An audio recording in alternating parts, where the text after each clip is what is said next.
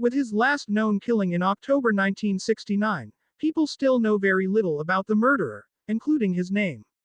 In 1968 and 69, the Zodiac killer attacked 7 people in 4 different Northern California locations. His first 3 targets were couples in secluded areas. 2 of these people survived.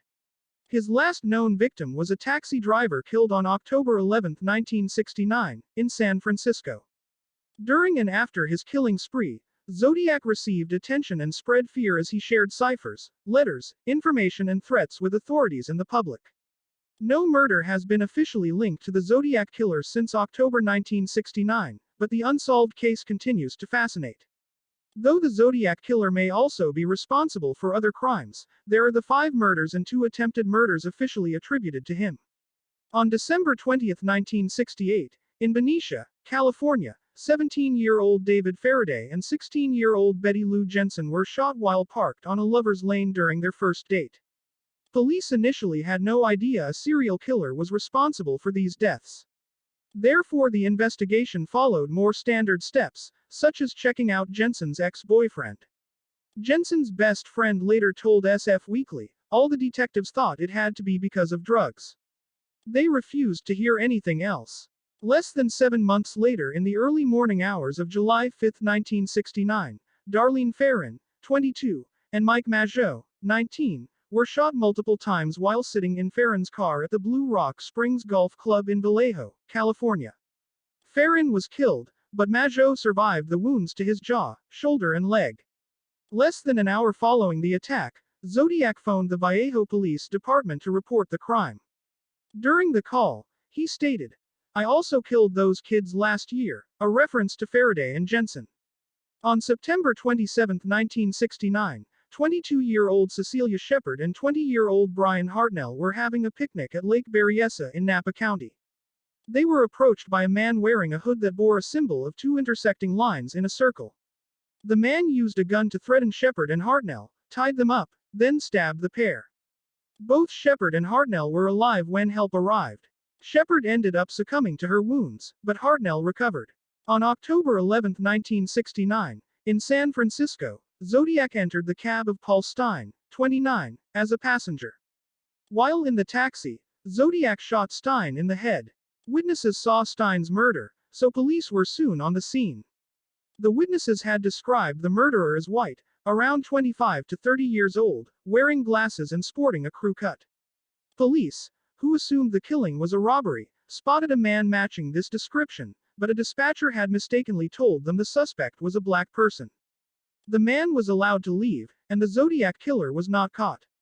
After his July 1969 attack, the Zodiac killer began to contact newspapers via letters that included details only the killer would know. And in addition to phoning the police after the murders he committed in July, he made a phone call confession to law enforcement in September. The Zodiac killer took responsibility for Stein's death in a letter postmarked October 13, 1969, enclosing a piece of the driver's bloodied shirt. He also reached out to the police by phone several days following that crime. In a letter the San Francisco Examiner received on August 4, 1969, he wrote, "This is the Zodiac speaking," marking his first use of the name, Zodiac. That opening salutation would be repeated in many letters. His messages also often included a crosshair symbol, which resembled the sight on a rifle, the same symbol on the hood worn during his September 1969 attack. Zodiac seemed to enjoy the publicity he received. He took steps to ensure messages were widely shared, such as threatening to go on a kill rampage, unless a cipher was printed in the San Francisco Chronicle, then issuing a separate threat to have a cipher published in the San Francisco Examiner. In a letter postmarked November 9, 1969, he taunted his pursuers, saying, "The police shall never catch me, because I have been too clever for them." Of Zodiac's 4 coded messages, a married couple was able to solve the first cipher to reveal that Zodiac had written, among other things, "I like killing people because it is so much fun." Zodiac claimed he'd shared his identity in another coded message. Yet despite decades of trying, no other Zodiac cipher has been officially solved. The letter Zodiac sent taking responsibility for Stein's murder also declared, "School children make nice targets. I think I shall wipe out a school bus some morning. Just shoot out the front tire plus then pick off the kiddies as they come bouncing out." The threat was published on October 17, 1969, and resulted in heightened fears and a greater police presence. Officers guarded buses, helicopters kept watch from above, and curfews were put into effect in several counties. Some parents opted to keep their children home from school entirely. In 1969, Zodiac was consistently front-page news, while the knowledge that an unhinged serial killer was on the loose terrified the public. People rushed to call tip lines with the slightest information, overwhelming the police. Among letters that came in 1970 were threats to bomb a school bus and orders for residents of San Francisco to wear buttons with the crosshairs Zodiac symbol. Zodiac letters and notes, including one declaring that each new victim meant, "The more slaves I will collect for my afterlife," arrived until March 1971. Then Zodiac went silent until January 29, 1974, when he sent a new letter that noted, "Me 37, SFPD 0. This was seen as a claim he'd taken 37 lives. A few more letters and postcards arrived that year. There was silence again until 1978 when a letter purportedly from Zodiac was sent to the San Francisco Chronicle.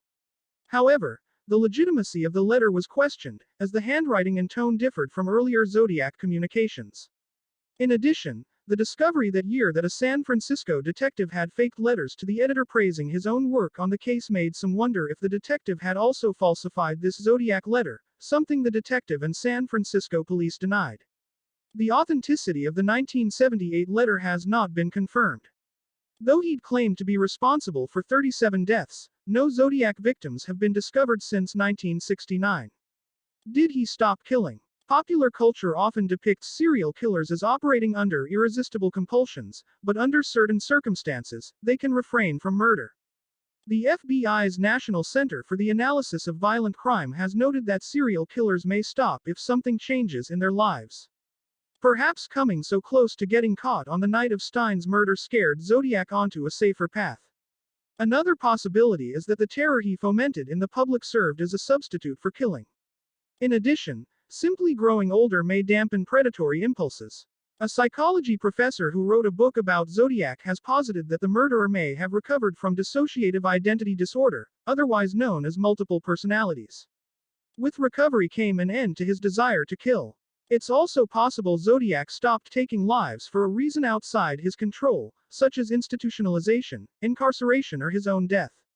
Or perhaps Zodiac continued to hunt victims, but in a different way.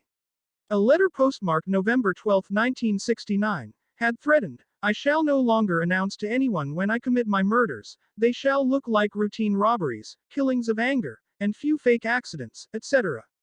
Without knowing the killer, it's impossible to be certain whether his violence ceased. Why Zodiac has never been identified. Both members of law enforcement and amateur sleuths continue to track the Zodiac killer. Their work relies on the original investigations handled separately by law enforcement in Vallejo, Napa County, and San Francisco. The case was not under federal jurisdiction, though the FBI provided support for analyzing handwriting, fingerprints, and decoding Zodiac's messages. Over the years, more than 2,500 suspects were considered, ranging as far afield as Unabomber Ted Kaczynski. A search warrant was executed for one prime suspect, Arthur Lee Allen, but no definitive evidence was discovered. In addition, Allen's fingerprints did not match prints from Stein's taxi, and in 2002, DNA pulled from a Zodiac scent stamp did not match Allen's. However, the DNA sample was small and the results somewhat inconclusive, plus Allen often had other people lick stamps for him. Today's more advanced DNA techniques offer the tantalizing possibility of a definitive answer regarding who the Zodiac is, or was. But police in the 1960s and 70s had no idea that DNA analysis would arrive on the scene. Therefore, some evidence was mishandled, or the chain of custody was broken. And pieces of evidence remain spread across various law enforcement agencies. In short, few things are available to analyze. But in 2018, the Vallejo Police Department announced plans to submit some evidence in their possession for up-to-date DNA testing. A full DNA profile would make it possible to search open-source genealogy databases for a match. Another California killer, the Golden State Killer, was apprehended in 2018 thanks to this approach.